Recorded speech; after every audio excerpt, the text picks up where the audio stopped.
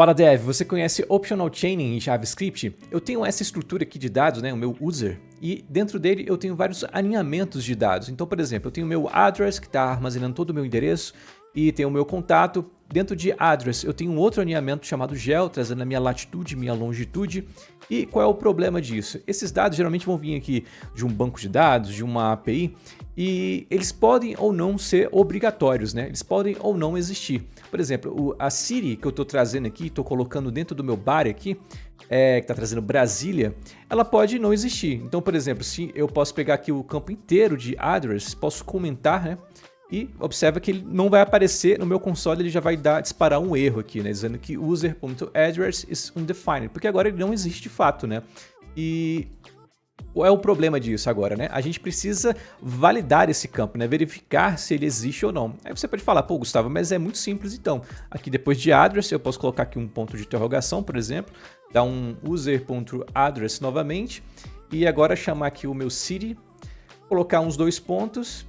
E aqui dentro eu posso até colocar aqui um texto, né? Falando, por exemplo, não informado. Vou salvar aqui e de fato apareceu aqui o texto. E aqui no meu console já não tem mais nenhum erro.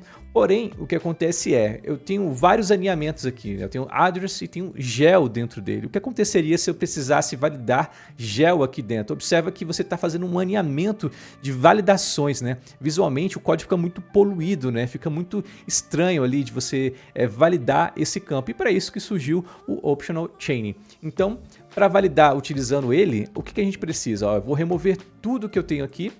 E depois de address, que é o campo que eu quero verificar se existe, eu coloco o ponto de interrogação. E agora eu só preciso colocar aqui então o meu Siri. Se eu salvar aqui, observa que ele já vai trazer para o meu navegador ali o undefined, né? Porque de fato a gente está comentado, ele não existe ainda. E se a gente quiser trazer um texto, né? Caso não existe, a gente pode colocar um operador de knowledge coalescing, né? O interrogação, a gente pode colocar aqui e da mesma forma a gente pode colocar aqui o texto, né, de não informado. Dessa forma, ele vai trazer o texto, no meu console já não vai ter mais erro, e observa que a validação ficou muito mais simples, né? E como é que ela funciona?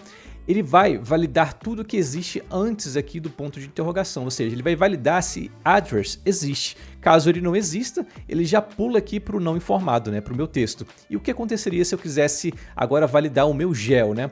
Eu poderia tirar aqui o meu Siri, então trocar para gel, colocar um ponto de interrogação dele, colocar aqui um ponto de novo e, por exemplo, trazer aqui a minha latitude. Então, fazendo dessa forma, eu estou validando a minha latitude também. Observa que se eu descomentar aqui, tirar o comentário, ele vai trazer a minha latitude aqui de uma maneira muito mais simples do meu código. Gostou? Então, curte, compartilha, segue nas outras redes sociais, tem um link na bio e é isso. Falou e até mais.